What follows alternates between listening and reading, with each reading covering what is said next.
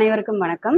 இன்னைக்கு குரூப் 2 தேர்வுக்கான பாடத்திட்டத்துல இன்னைக்கு நம்ம பார்க்க போறது பர்சன்டேஜஸ் விழுக்காடு.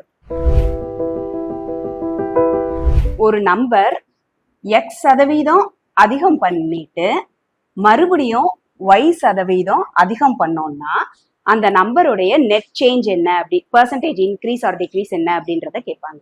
அதுக்கு x + y + xy/100%. இதான் அதோடைய ஷார்ட்கட். ஒவ்வொன்றும் தனித்தனியா கண்டுபிடிச்சு பண்றது பதிலா நம்ம என்ன பர்சன்டேஜ் சேஞ்ச் மட்டும் கண்டுபிடிக்கணும் அப்படின்னு சொன்னா இந்த ஃபார்முலாவை யூஸ் பண்ணிக்கலாம். இன்க்ரீஸ்க்கு பதிலா டிக்ரீஸ்னு வந்ததுன்னு சொன்னா நம்ம அந்த பர்சன்டேஜோட சைனை மட்டும் சேஞ்ச் பண்ணா போதும். ஒரே ஃபார்முலாவை படிச்சுக்கோங்க. டிக்ரீஸ் வரும்போது மட்டும் நீங்க சைனை மட்டும் சேஞ்ச் பண்ணா போதும். அடுத்த ரிசல்ட், அதாவது ஒரு எண் வந்து x% அதிகரித்து பின் x% குறையுதுன்னு சொன்னா அந்த எண் வந்து x²/100% குறையதான் செய்யும். அதோடைய சதவீத மாற்றம் வந்து x²/100% குறைவுதான். இது வந்து இன்க்ரீஸ் ஆகி டிக்ரீஸ் ஆனா மட்டும் இல்லாம ஒருவேளை அது வந்து டிக்ரீஸ் ஆகி அதுக்கப்புறம் இன்க்ரீஸ் ஆனா கூட அந்த எண்ணுல உள்ள சதவீத மாற்றம்ன்றது x²/100% டிக்ரீஸ் தான், குறையதான் செய்யும்.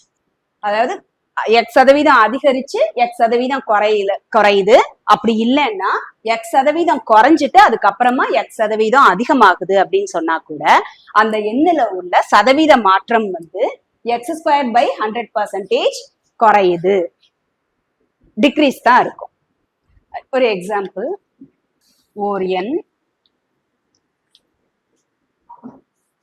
50% அதிகரித்து பின் 50%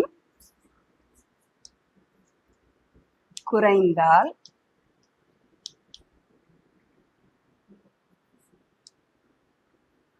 அதன் சதவீத மாற்றம் என்ன? இப்ப இதுக்கு ஒரு எண் வந்து 50% அதிகரிக்குது, 50% இன்க்ரீஸ் ஆயிட்டு அதுக்கப்புறம் 50% குறையுது, அதாவது டிக்ரீஸ் ஆகுது. அப்படி அதிகரிச்சுட்டு அதுக்கப்புறம் குறையுது அப்படின்னு சொன்னா அதோடைய சதவீத மாற்றம் என்ன அப்படிங்கிறது தான் கொஸ்டின். அதுக்கு வேற ஒன்றும் இல்லை, x²/100% டிக்ரீஸ் தான். xன்றது 50, ஸோ 50²/100% டிக்ரீஸ். அடுத்தது 50² வந்து 50 × 50/100, 25% குறைவு. அடுத்தது ரிசல்ட், அதாவது ஒரு பொருளுடைய அடக்க விலை மாற போறது இல்லை, ஆனா விற்ற விலை வந்து ஒருவேளை இன்னொரு ரேட்டுக்கு வித்திருந்தாங்க அப்படின்னு சொன்னா லாபமோ நஷ்டமோ சதவீதம் வந்து மாறும். அதாவது இப்ப சிபி வந்து அடக்க விலை,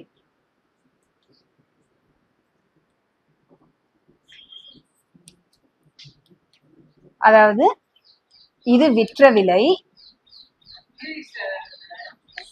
இதுக்கு ஒரு லாப சதவீதம் வரும்.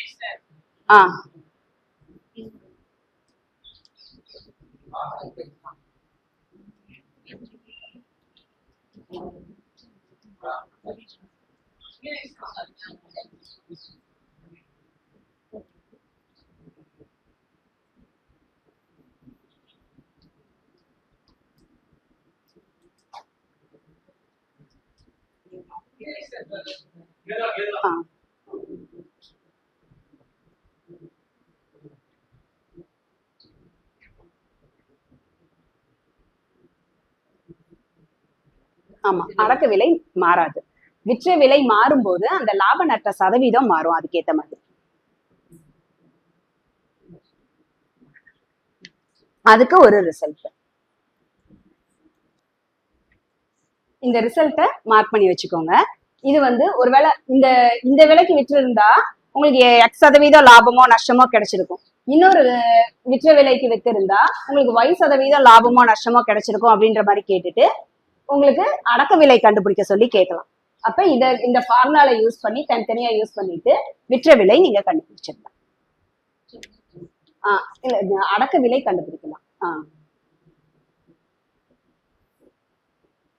இல்லைன்னா இதுல ஏதாவது ஒண்ணு எந்த விலைக்கு விற்று இருந்தா இந்த லாபம் வரும் அப்படின்ற மாதிரி கேட்டாங்கன்னா இந்த ஃபார்முலால எது கொடுத்திருக்காங்களோ எது கொடுக்கலையோ அதை வச்சு நம்ம கண்டுபிடிக்கலாம். எது கொடுத்திருக்காங்களோ அதை யூஸ் பண்ணி எது கண்டுபிடிக்கணுமோ அதை கண்டுபிடிச்சுக்கலாம்.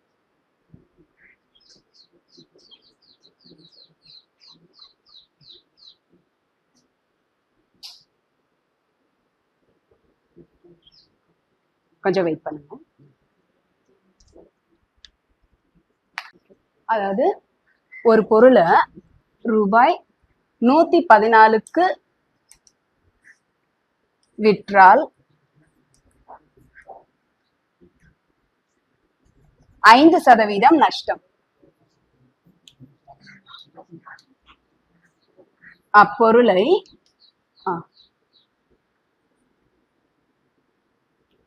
ரூபாய் 126க்கு விற்றால்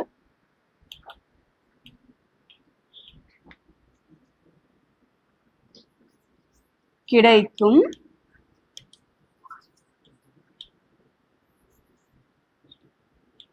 லாபம் அல்லது நஷ்டம் சதவீதம் என்ன? அதாவது ஒரு பொருளை வந்து 114 ரூபாய்க்கு விற்கும் போது 5% நஷ்டம் வருது. அதே பொருளை ஒருவேளை 126 ரூபாய்க்கு வித்திருந்தாங்கன்னு சொன்னா என்ன லாபம் நஷ்ட சதவீதம் கிடைக்கும்?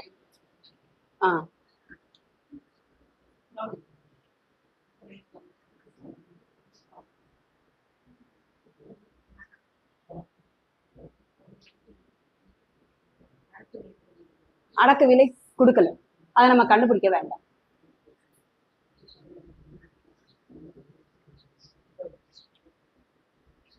விவின்னு போடுங்க போதும். விவின்னு போடுங்க போதும்.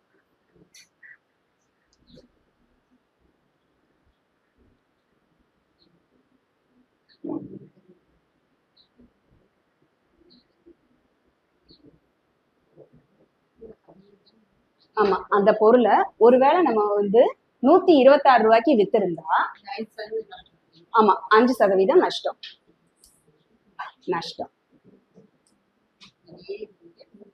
26 ரூபாய்க்கு வித்தா கொஸ்டின் மார்க் போட்டு லாப நஷ்டம் கண்டுபிடிக்கணும்.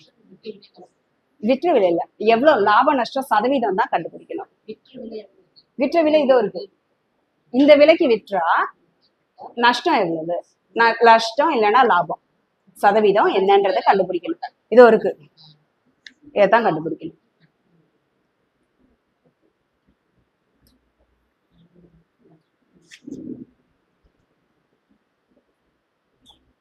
இதுக்கு இந்த ரெண்டையும் மட்டும் எடுத்தா போதும்.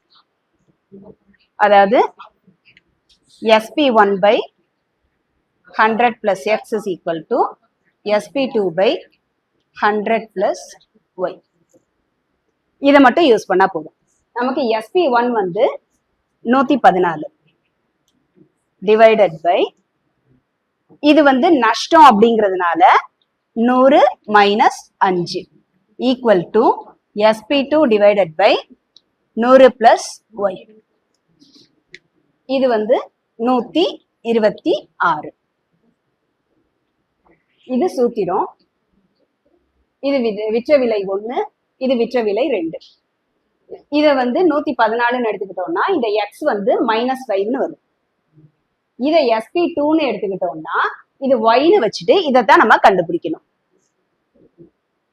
95 equal to 126 divided by 100 plus Y. இப்ப இதை இந்த பக்கம் கொண்டு போயிருவோம். இது வந்து இந்த பக்கம் வரும்போது தலைகீழா மாறும். Plus Y is equal to இது இந்த பக்கம் போயிடும், இது இந்த பக்கம் வரும், இது இந்த பக்கம் போயிடும். 126 இன்டூ 95/114. இது வந்து 144 இல்லையா? 144 வச்சு கொஸ்டின் போட்டேன். ஆமா,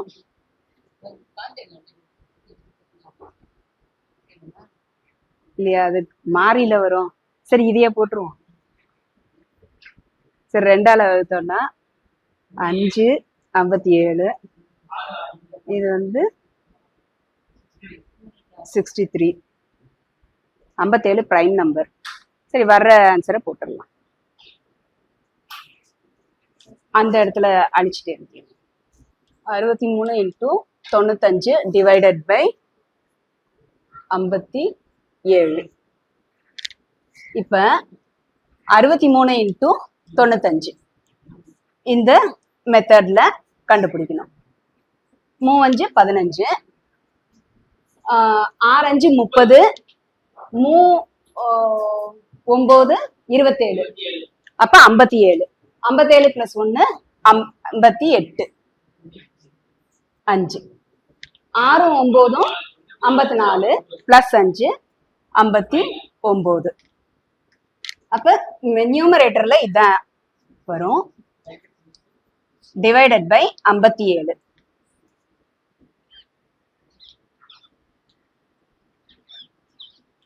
57ஆல போட்டோம்னா 28 5 5 போட்டோம்னா 3 285.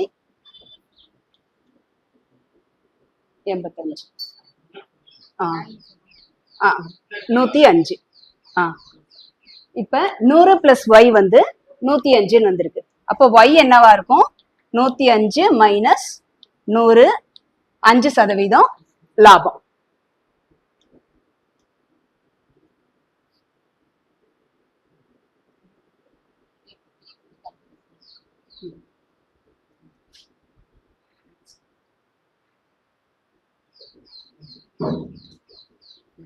இதுக்கு ஷார்ட்கட் என்னன்னா, இது வந்து 5% நஷ்டம்.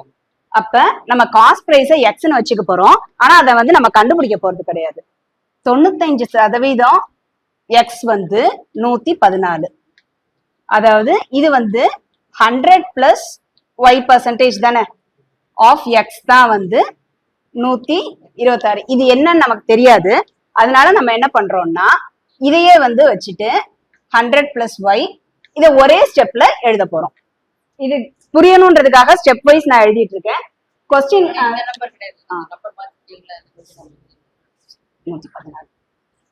சரியா? அதே கொஞ்சம் அழிச்சிருங்க. நம்ம 100 பிளஸ் ஒய் அப்படின்றத இந்த எக்ஸுக்கு பதிலாக நம்ம என்ன பண்ண போறோம்னா, இது வந்து 95/100 இன்டூ எக்ஸ் தான் வந்து 114. அப்ப இந்த எக்ஸுக்கு பதிலா 114 இன்டூ 100/95 போட்டுடுறோம். அதுதான் வந்து ஈக்குவல் டு இந்த 100 plus Y percentage divided by 100. இந்த சதவீதம் தான் வந்து நமக்கு 126.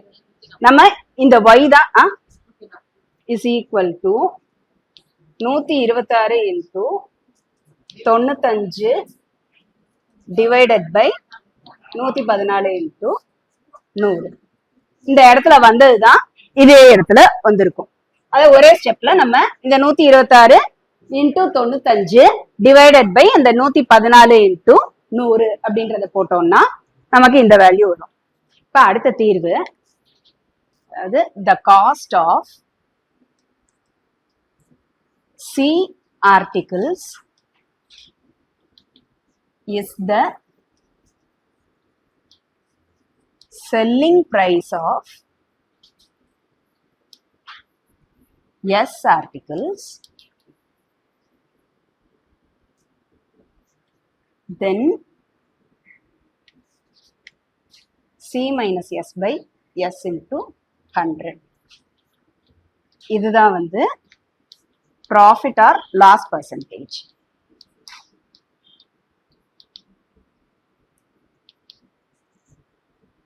அதாவது சி பொருட்களின் அந்த சைடு எழுதிடுவா. சி பொருட்களின்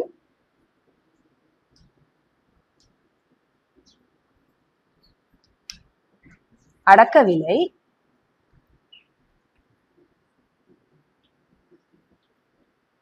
எஸ் பொருட்களின்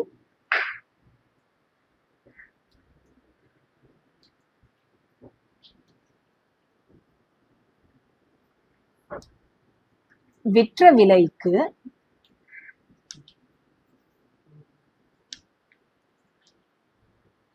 சமமானால்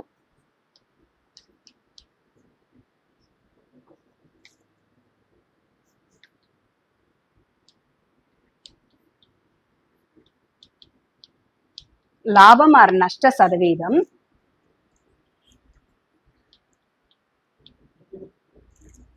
இந்த ஃபார்முலா.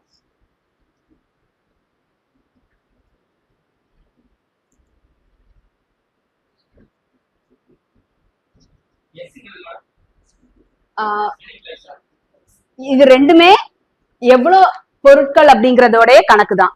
இப்ப 75 மாம்பழங்களுடைய அடக்க விலை வந்து 50 மாம்பழங்களுடைய விற்ற விலை அப்படின்னு சொன்னா லாபம் ஆர் நஷ்ட சதவீதம் என்ன அப்படின்னு கேட்டாங்கன்னா அந்த 75ன்றத சீனும் 50ன்றத எஸ்னும் வச்சுட்டு இந்த ஃபார்முலால சப்ஸ்டியூட் பண்ணி ஆன்சர் கண்டுபிடிச்சிடலாம்.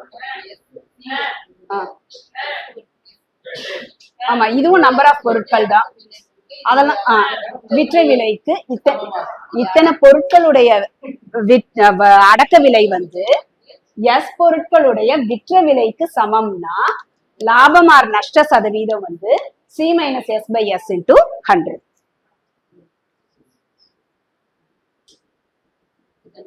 அது அடக்க விலை கிடையாது. சி பொருட்களுடைய அடக்க விலை எஸ் பொருட்களுடைய விற்ற விலைக்கு சமமானால் இதுதான்.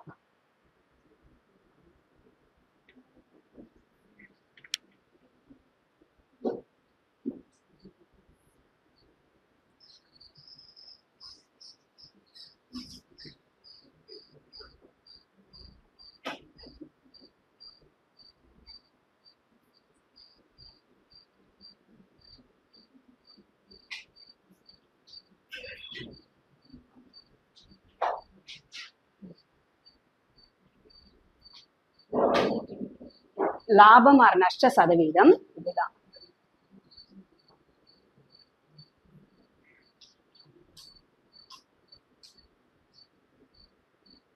இப்ப இதே மாதிரி ஒரு ரிசல்ட்ட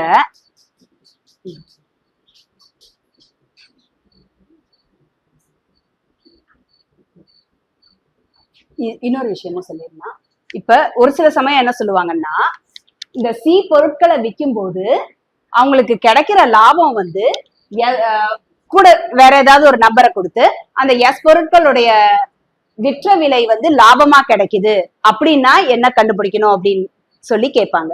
அப்ப லாபம் அப்படின்றது உண்மையிலேயே உங்களுக்கு வந்து இப்ப SP is equal to CP plus profit அதெல்லாம் கொடுக்க மாட்டாங்க. இத்தனை பொருட்களுடைய விற்ற விலை வாங்கின விலை தான் லாபம் அப்படின்ற மாதிரி கொடுப்பாங்க.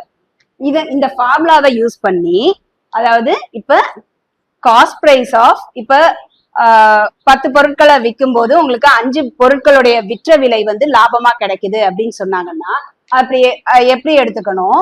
இது வந்து இது காஸ்ட் பிரைஸ் ஆஃப் இப்போ ஒரு 10 ஆர்டிக்கல் இருக்கு, அதாவது 10 பொருட்களை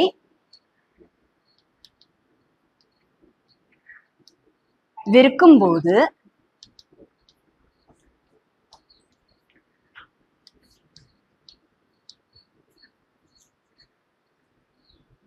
ஐந்து பொருட்களின்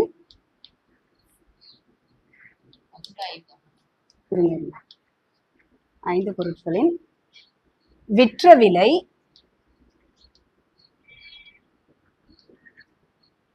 லாபமாக கிடைக்கிறது.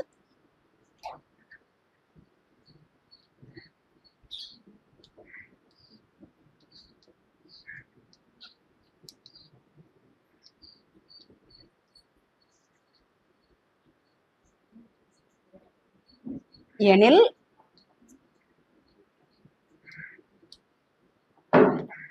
லாபம் சதவீதம் என்ன?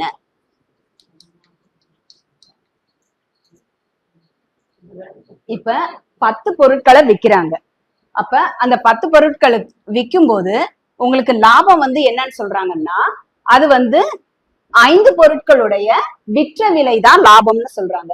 அப்ப இத வந்து SP of 5 ஆர்டிகல்ஸ்னு போட்டுக்கிறேன். இது 10 பொருட்களுடைய அடக்க விலை, இது 10 பொருட்களுடைய விற்ற விலை. இது வந்து ஈக்குவல் டு 10 பொருட்களுடைய விற்ற விலை. அதாவது 10 பொருட்களுடைய விற்ற விலை என்னவா இருக்குன்னா 10 பொருட்களுடைய அடக்க விலை பிளஸ் 5 பொருட்களுடைய விற்ற விலை. இதை நான் இந்த பக்கம் கொண்டு வந்துடுறேன். அப்ப இது 10 பொருட்களுடைய அடக்க விலை மைனஸ் 5 பொருட்களுடைய அடக்க விலை. இப்ப 10 பொருட்களுடைய அடக்க விலை மைனஸ் 5 பொருட்களுடைய விற்ற விலை வந்து என்னவா இருக்கும்னா 10 பொருட்களுடைய விற்ற விலை மைனஸ் 5 பொருட்களுடைய விற்ற விலை. இது வந்து 5 பொருட்களுடைய விற்ற விலையா இருக்குமா? ஈக்குவல் டு 10 பொருட்களுடைய அடக்க விலை. அதாவது இந்த இடத்துல C is equal to 10, S is equal to 5. இந்த மாதிரி கேள்வி கேட்டாங்கன்னு சொன்னா இந்த ஈக்குவேஷனை பயன்படுத்தி நீங்க இந்த C என்ன S என்னன்றதை கண்டுபிடிச்சிட்டு அதுக்கப்புறமா அந்த ஃபார்முலால சப்ஸ்டியூட் பண்ணணும். சில சமயம் இது மட்டும் இல்லாம இது 5 பொருட்களுடைய விற்ற விலை லாபமா கிடைக்குது அப்படின்னு சொல்றதுக்கு பதிலா 5 பொருட்களுடைய அடக்க விலை லாபமாக கிடைக்கிறது அப்படின்னும் கொடுக்கலாம். அப்படி கொடுத்திருந்தாங்கன்னு சொன்னா இந்த இடத்துல நம்ம வந்து CP of 5 ஆர்டிகல்ஸ் போடுவோம். அப்ப அந்த ரெண்டத்தையும் சேர்க்கும் போது 10 பொருட்களுடைய விற்ற விலை வந்து 15 பொருட்களுடைய அடக்க விலைக்கு சமமா இருக்கும். அப்ப C வந்து 15 இருக்கும், S வந்து 10 இருக்கும். அதாவது இப்படி எல்லாம் கொஸ்டின் கேட்டாங்கன்னா எப்படி அதை C-யையும் S-ஐயும் கண்டுபிடிக்கணும் அப்படின்றதுக்காக தான் இந்த எக்ஸாம்பிள போட்டு சொல்றேன். சரியா? அப்ப ஒண்ணும் வேணாம், அந்த ரெண்டே ஈக்குவேஷனை மட்டும் நீங்க அடிஷனலா போட வேண்டியிருக்கும். இந்த ஈக்குவேஷன்ல சப்ஸ்டியூட் பண்ற மாதிரி இந்த லைனை மட்டும் எழுதிட்டீங்கன்னு சொன்னா இந்த ரெண்டத்தையும் இது எதுல இருக்குன்றத பாருங்க. இது SPயா CPயான்னு. அது CPயா இருந்ததுன்னு சொன்னா இதோட ஆட் பண்ணுங்க, SPயா இருந்ததுன்னா இதுல இருந்து கழிச்சிருங்க.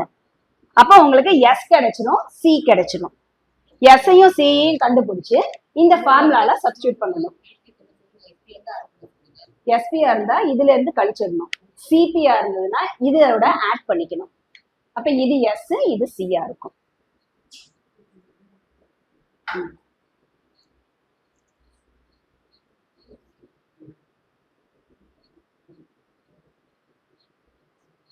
ஆமா, இது SPன்னு வந்திருந்ததுன்னா இத வந்து இதுல இருந்து கழிக்கணும், CPயா இருந்ததுன்னா இது கூட ஆட் பண்ணணும். அப்ப இதுக்குள்ள ரெண்டும் வரும்போது அதாவது SP of some articles is equal to CP of some articlesனு வரும். ஈக்குவேட் பண்ணிட்டோம்னா நமக்கு இங்க என்ன வருதோ இந்த பொருட்களுடைய அடக்க விலையும் இத்தனை பொருட்களுடைய விற்ற விலையும் சமமா இருக்கும். அப்ப இது C, இது S அப்படின்றத இந்த ஃபார்முலா யூஸ் பண்றதுக்கு யூஸ் பண்ணிக்கலாம். அதை போடுறதுக்கும் உங்களுக்கு ஒரு ஸ்டெப் தான். அந்த ஒரே ஸ்டெப்ல அதை கண்டுபிடிச்சிட்டு அடுத்த ஸ்டெப்ல ஃபார்முலாவை சப்ஸ்டியூட் பண்ணி ஆன்சர் கண்டுபிடிச்சிடலாம். ரெண்டே ஸ்டெப்ல ஆன்சர் பண்ணிடலாம். இப்போ ஒரு எக்ஸாம்பிள் பார்த்துருவோம். 75 பொருட்களின் அடக்க விலை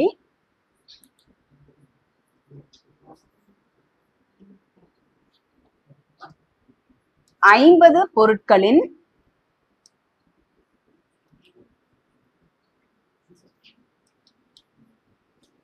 விற்ற விலைக்கு சமம்.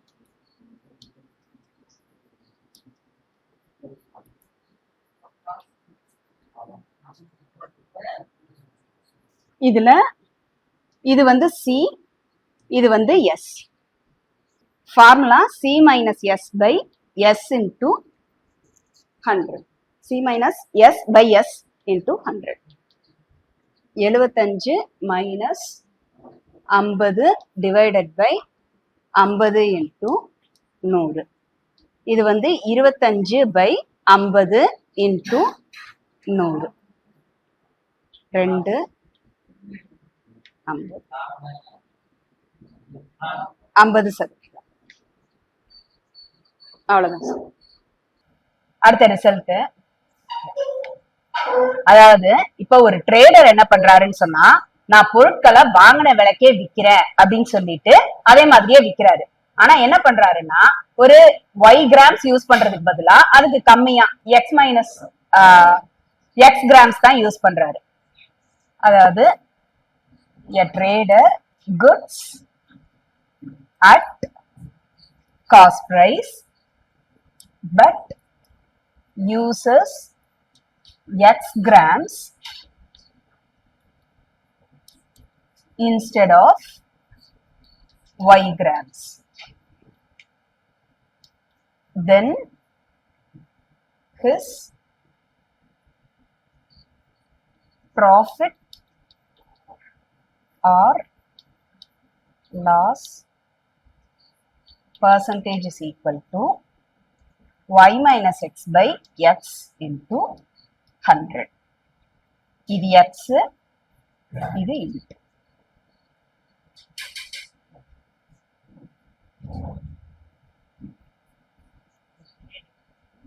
ஆமா, அந்த இடத்துல தமிழ்ல எழுதிடுறேன். ஒரு வியாபாரி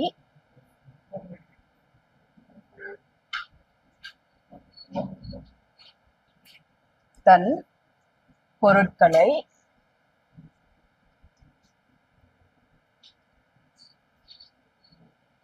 அடக்க விலைக்கே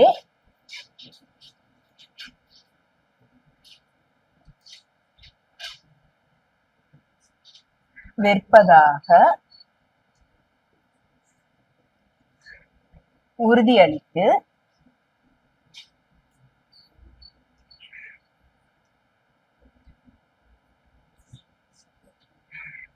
y கிராம்களுக்கு பதிலாக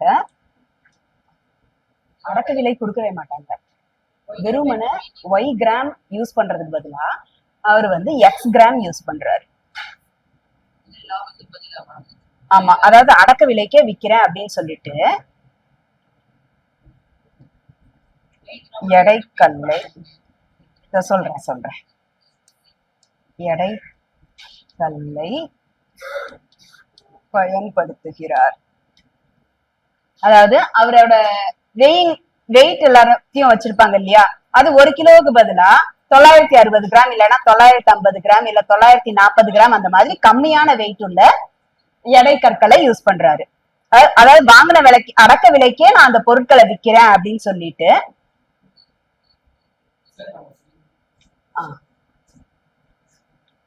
அடக்க விலைக்கே விக்கிறேன் அப்படின்னு சொல்லிட்டு இந்த ஒய் கிராம்ஸ் யூஸ் பண்றதுக்கு பதிலா, அதாவது 1 கிலோ கல்லுக்கு பதிலா 950 கிராம் 940 கிராம் 960 அந்த மாதிரி கம்மியான எடையுள்ள எடை கற்களை பயன்படுத்தி வியாபாரம் பண்றாருன்னு சொன்னா அவருடைய லாபம் அல்லது நஷ்டம் சதவீதம் என்னவா இருக்கும்னா y minus x divided by x into 100.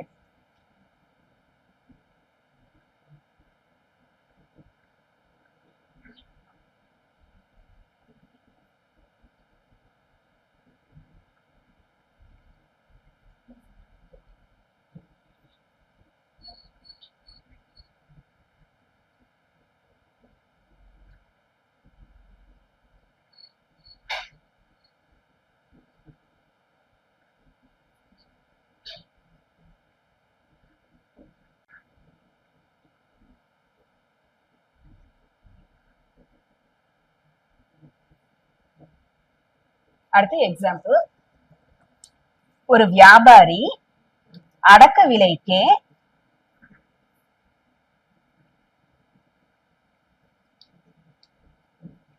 தன் பொருட்களை விற்பதாக உறுதியளித்து 1 கிலோ எடைக்கல்லிற்கு பதிலாக 960 கிராம்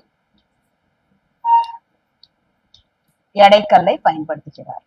அதாவது இதுல அவர் வியாபாரம் பண்ணும்போது ஒவ்வொரு 960 கிராம் அவர் வியாபாரம் பண்ணும் போதும் அவருக்கு 40 கிராம் லாபம் கிடைக்குது. அதுதான் அதோடைய தீர்வு. 40 கிராம் எவ்வளவுக்குன்னா ஒவ்வொரு 960 கிராம் அவரு விற்கும் போதும் 40 கிராம் லாபம் எடுக்கிறாரு. அப்ப அதாவது இப்ப ஒவ்வொரு 960 கிராமுக்கும் 40 கிராம் அவருக்கு லாபம் கிடைக்குது. அப்ப அது எவ்வளவு சதவீதம் அப்படின்னு சொல்லி பார்த்தா into 100 பண்ணணும். அப்ப கேன்சல் பண்ணோம்னா நமக்கு 25/6 வரும். இது வந்து 4 1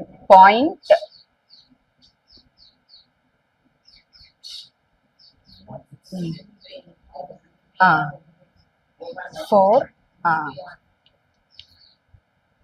1 பாயிண்ட் வச்சுட்டு இங்க 6 4 வந்ததுன்னு சொன்னா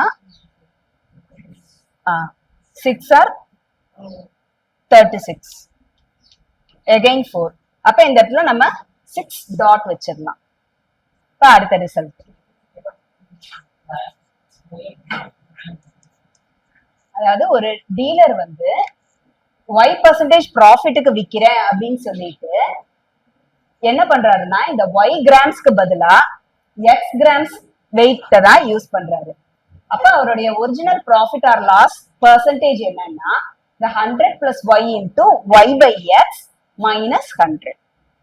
இந்த ஓவரால் ஆன்சர் வந்து பாசிட்டிவா வந்ததுன்னா அவருக்கு லாபம் பெர்சன்டேஜ்ல வரும், நெகட்டிவா வந்ததுன்னா லாஸ் பெர்சன்டேஜ்ல வரும். ஒரு வியாபாரி தன் பொருட்களை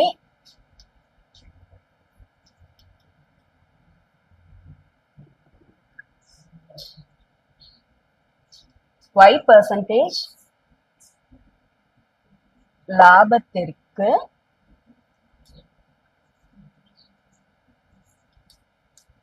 விற்பதாக உறுதியளித்து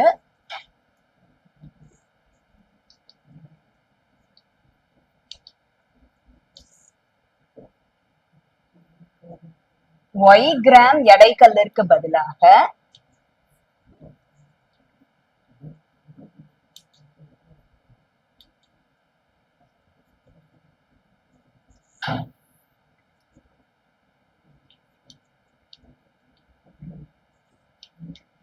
X கிராம் எடைக்கல்லை பயன்படுத்துகிறார்.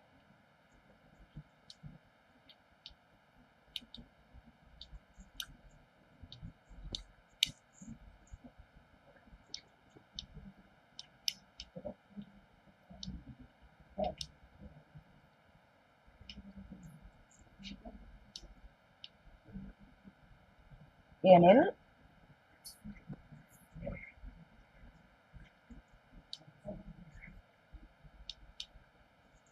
அவருடைய உண்மையான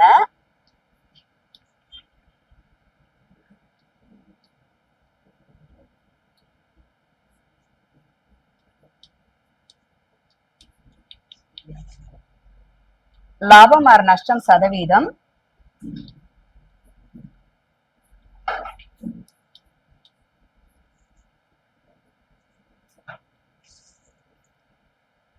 the 100 plus Y into இந்த Y வந்து அவர் எந்த கிராம்ஸுக்கு பதிலா யூஸ் பண்ண, இவ்வளவு கிராம்ஸுக்கு பதிலா இந்த Y கிராம்ஸுக்கு பதிலா இந்த X கிராம்ஸை யூஸ் பண்றாரு, minus 100.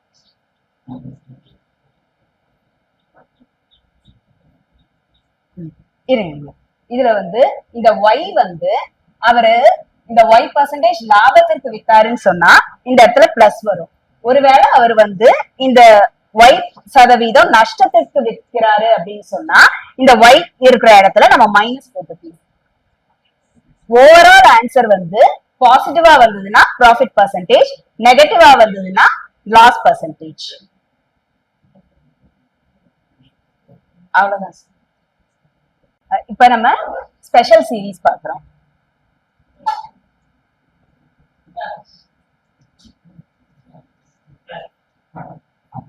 இப்ப sum of first n natural numbers அத கண்டுபிடிக்கிற ஃபார்முலா வந்து n into n plus 1 divided by 2 இயல் எண்களின் கூடுதல். இல்ல நம்பர் ஆஃப் டேர்ம்ஸ் வந்து இதுல n தான். சம் டு n டேர்ம்ஸ் கண்டுபிடிக்கிறோம். Sum of first n natural numbers.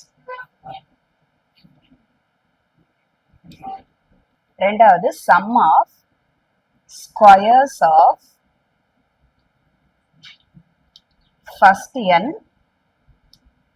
Natural numbers. அதாவது முதல் n இயல் எண்களின் வர்க்கங்களின் கூடுதல்.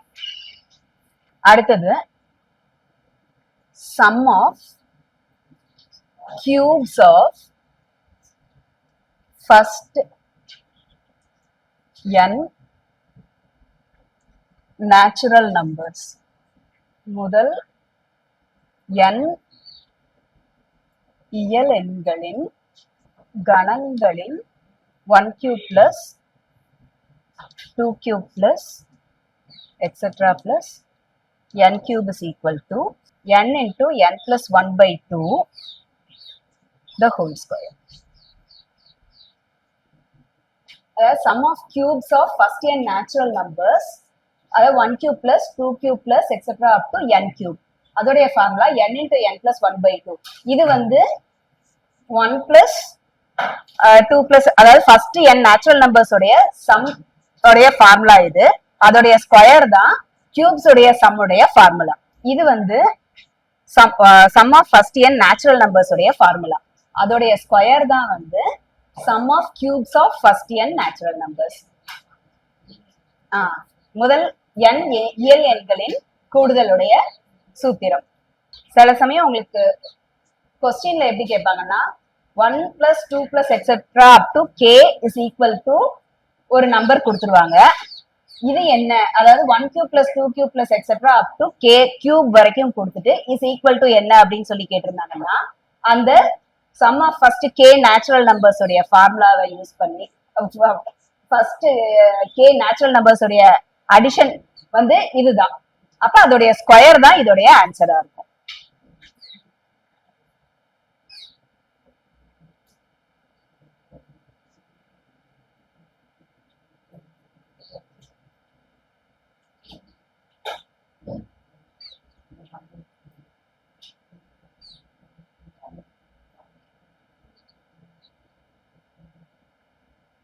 அடுத்தது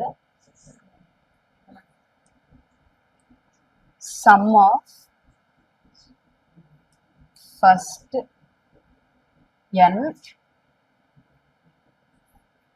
even numbers. ஃபர்ஸ்ட் இரட்டை எண் 2 4 2n equal to n into n plus 1. அடுத்தது sum of first n odd numbers. இதுல nth odd number வந்து 2n minus 1 equal to n squared தான் ஃபார்முலா. இந்த கொஸ்டின்ல உங்களுக்கு எக்ஸாம்பிள் அப் டு 19 வரைக்கும் கேக்குறாங்க அப்படின்னு சொன்னா இப்ப இந்த 19ன்றது என்னது 2n minus 1 equal to 19. 2n is equal to 20. அப்ப n is equal to 10. அப்ப ஆன்சர் வந்து 10 squared equal to 100. அதாவது இது 2n minus 1 தான் இந்த நம்பர்.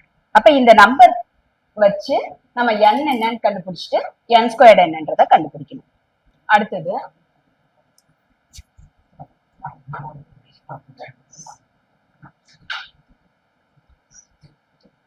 இது வந்து first k plus 2k plus etc plus nk equal to k into n into n plus 1 divided by.